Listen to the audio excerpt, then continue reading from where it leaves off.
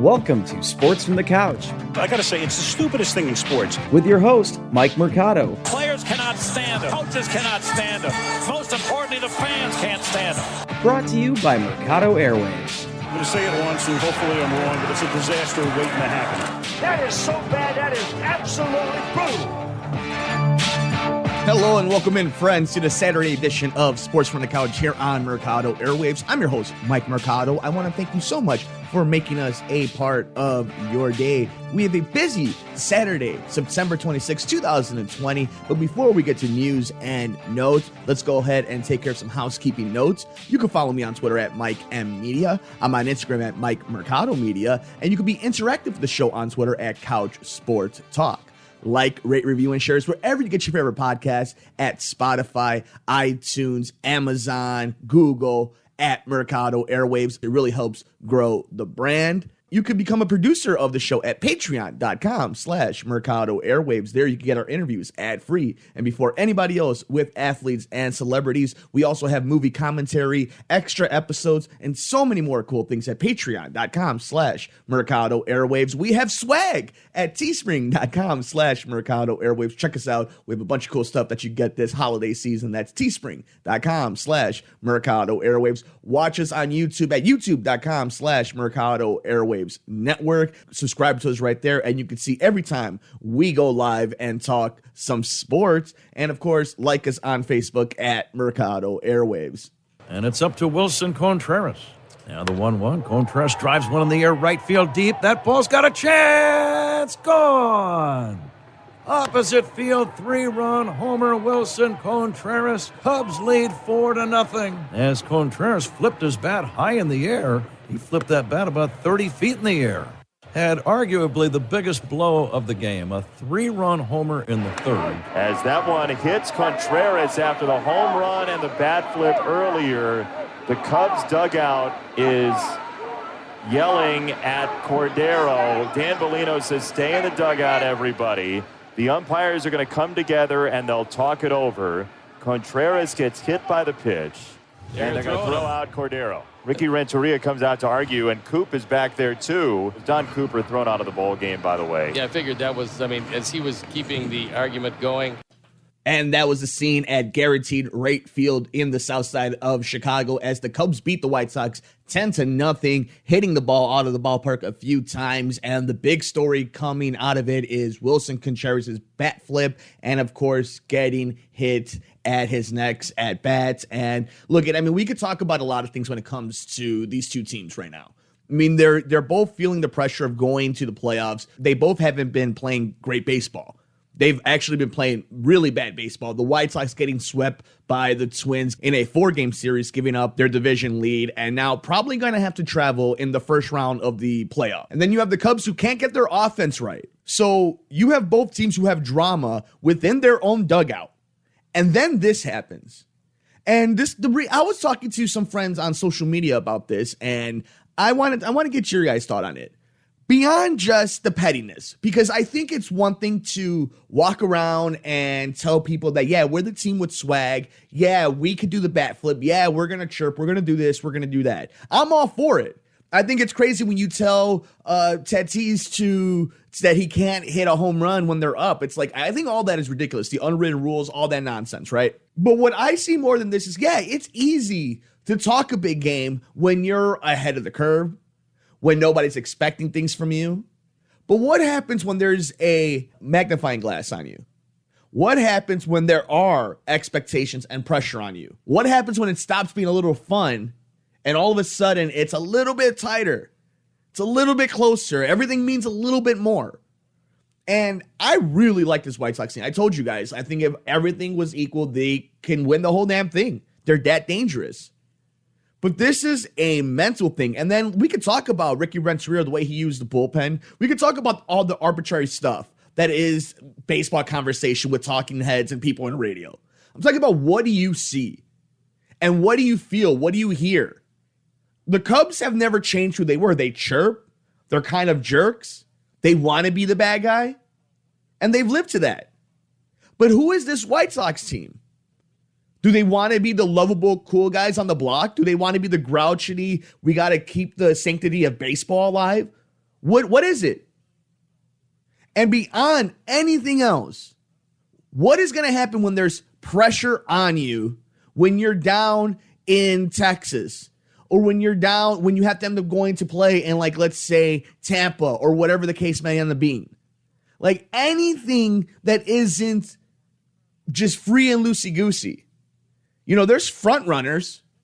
I don't think that's what this team is, but there are front runners. When you get punched in the mouth, how do you respond? I think more than anything, you can make this about the rivalry, and you can, use this for some bar talk and talk at the barbecue. That's great. That's what's awesome about sports. But if you really want to talk about the psychology of the game and what it can impact a team 2 days away from the playoffs, are you all there? Are you ready for the push? Are you ready for what comes in October? This is the big times now. This is, everybody has a chance. There are no excuses. The home field is great. All this, all that. Are you ready to win 2 out of 3 games? Are you ready to go to the bubble? Are you ready to show everybody all the time that you've walked around telling people how good you are, how much fun you are? This is the time to show that. Are they a year too soon? Maybe. And look at, this is all in the spectrum of sports.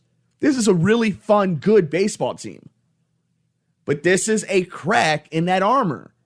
Am I making a big deal out of it? I hope so, for the sake of White Sox fans and for the sake of that team. But I have to call a spade and how they've responded to certain adversity. But let me know your thoughts. What did you think about the way the White Sox responded to Wilson Contreras? What did you think about the way the Cubs responded to the White Sox? How do you feel about these two teams going into the postseason? I don't necessarily believe in all momentum when it comes to baseball specifically. I believe in momentum in a game, not game to game. But it'll be nice to see if the Cubs, at the very least, are locked on and are hitting well and are able to translate that into the playoffs. But this is a big series for both teams. And they both have to clean up their mess. And they both have to get healthy. And there's only 2 games left to do that. But let me know your thoughts. What do you think about both these teams? I'm on Twitter at Mike M Media, Instagram, Mike Mercado Media. And of course, the show's on Twitter at Couch Sports Talk. He has taken this sport by storm. He moves every needle, celebrity and otherwise, that you would want him to move. The goals I have is names, and I want to be the guy that took out everyone, so when it's all said and done, they'll be like, man. Oh! Whitaker nearly out on his feet. Adesanya trying to close it out. Israel Adesanya! He's a GOAT. He's the greatest of all time. I got this heavy-ass Ricky Martin wannabe. He been talking, I'm gonna smash him, bro. I don't like this guy, this Israel guy. I want to rearrange his face. Trust me, when I'm done with him, he'll really look like Ricky Martin. Watched.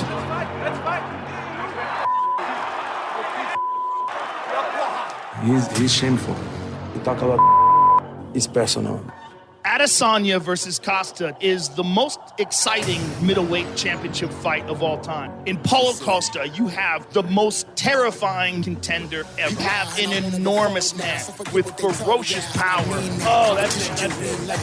Who's been able to smash everyone the UFC put in front of him. We have a huge fight in Abu Dhabi as UFC 253 will be on ESPN Plus pay-per-view, and it is a middleweight championship fight as Israel Adesanya takes on Paulo Costa in what's going to be an awesome matchup. 19-0, 13-0, undisputed middleweight championship is on the line. We also get Dominic Reyes versus Jan Blachowicz. This is a really good card. Obviously, it's top heavy. Some up-and-comers on this card, but with so many different cards, with COVID-19, the fact that they're able to give us such a marquee matchup is amazing in its own. And you could say whatever you want about Dana White. You guys know how I feel about him. You know how I feel about the pay rate of the fighters. But when it comes to a business and what they put out for the fans and the matchups, there is no sport better when it comes to fighting than the UFC. So with that, let's go ahead and make our picks for UFC 253. We'll start with Zubaira taking on Hakeem Dawodu. I hope I'm saying that right. I never know how I say Zubaira's last name, but always go with the Russian with the big beard, especially in Abu Dhabi. I'm going to go with Zubaira on that matchup. And that's also going to be in featherweight for those who are wondering. In a women's bantamweight fight, we have Catalin Vieira versus Eubanks. I'm going to go with Vieira in this matchup. This looks like this is a stepping stone fight for her, but Eubanks could put some hurt on her. But we'll go with Vieira on that matchup. In a flyweight matchup, we have France versus Brandon Rovel. I will go with Brandon in that matchup, 11-4, and he continues on his ascension in the flyweight division. And we get to our co-main event in the light heavyweight matchup, Dominic Reyes versus Jan. So here's the thing, right? Jan can knock you out in 1 second. This is kind of the correlation between the main event and the co-main event. Both the challengers have everything it takes to end the fight in 1 given second. Dominic Reyes is somebody who, and I heard this best from Luke Thomas. You guys got to check him out over at CBS Sports and over on the Luke Thomas channel. Dominic Reyes has the most updated game in the heavyweight division, or at least in this particular matchup. And Jan is a much more old school heavyweight. So with that, Dominic's obviously the favorite for a reason. And he's somebody who can really take over the light heavyweight division if John Jones is out of it. But Jan can end this fight really fast, and he's tough. But I'm going to go with Dominic Reyes in this matchup, and he will be your next light heavyweight champion if Bones is no longer in that weight class. And we get to it. Israel Adesanya, Paulo Costa, two of the best in the sport. The middleweight division is in good hands. Paulo Costa, can he go all 5 rounds? Can he continue to put on a beating to Israel? What will Adesanya bring to the fight that we haven't seen before? And with this fight, not only does that completely solidify himself amongst the greats in the middleweight division, but what does that mean for him possibly moving up to light heavyweight to fight John Jones at some point? And what does that mean for the light heavyweight division in general if Adesanya gets bored and wants to move up and wants to make a super fight? He's special. He's different. This isn't like Sugar Sean O'Malley. You know, we love the kid, but this guy is proven talent, has gone through the grinder, and he is so hard to plan for. And he brings new things to every single fight. Paulo Costa is a beast, and he's one of the best when it comes to he's great at everything. And that's why he's such a danger, and what we see him do to Romero and some of these other guys in this division. So I'm going to go with Israel Adesanya defending his middleweight championship, continuing on his legacy. But man, I'm telling you, if you're a betting person, those hands of Costa can change history in the UFC. And this is going to be an awesome fight. Not a lot of hype, more hype than Covington versus Woodley. But I'm telling you, if you want to watch a fight this weekend, if you haven't watched the fight in a long time, this is it right here. You're going to watch two special athletes go at it in the middleweight division.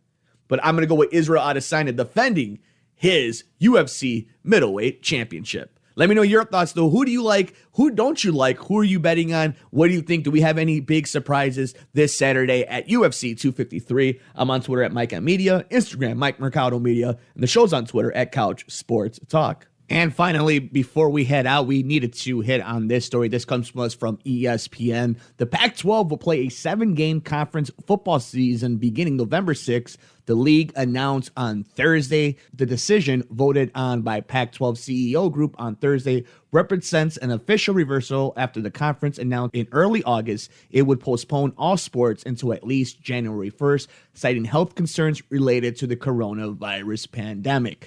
And simply put, is I don't know how anybody can still be mad at these conferences, at these schools, at these people. People want to be callous about life and whatnot. At the end of it, you can't have it both ways. You can't say we want things to go this way, but we also want them this way. We want this under control, right? And we've already seen outbreaks from different universities. What was the decision to be made? Like, you're mad at them for canceling at a time where we didn't know where this was going on? The country still hasn't pulled the rope on the same direction and how we're handling this. But we were expecting these different institutions to. You know, maybe that was our mistake from the beginning. It's that we figured people who make a lot of money make better decisions than, the average person. But obviously that's not the case. So my thing is, how can you be mad at these conferences? You're still getting your sports. These guys still aren't getting paid, and nothing has changed. Except now you've gotten used to living in a pandemic, watching sports in a pandemic. We are missing the trees through the forest. I don't care that they backed down their decision, that they changed their mind, anything like that. We are still living in this world, and that hasn't changed. So why are you now focused and mad at these organizations, these institutes? I've always been one that believes the students and the athletes are probably better off at universities if they were getting the test. But that's only for the athletes. The average student isn't getting that. And you're still asking 18, 19, 20, 21-year-old to be responsible. And then you're putting it on these guys, these coaches who make millions of dollars on the labor of these kids to force them back. Nobody wins in this scenario, except for the people making the money. And we're the ones who get into these arguments and champion it. So at the end of it, I get it. You want your football back. That's awesome. You want your universities, you want your alma maters, you want to represent. I get it. You're mad that they changed your mind or it was postponed or you didn't get every single game you wanted or it changed the way. I don't understand what people are mad about. But yet you're not mad that we're still living in this pandemic, that people have different sciences, that people have different ways of viewing it in the same country, in the same conferences, in the same cities.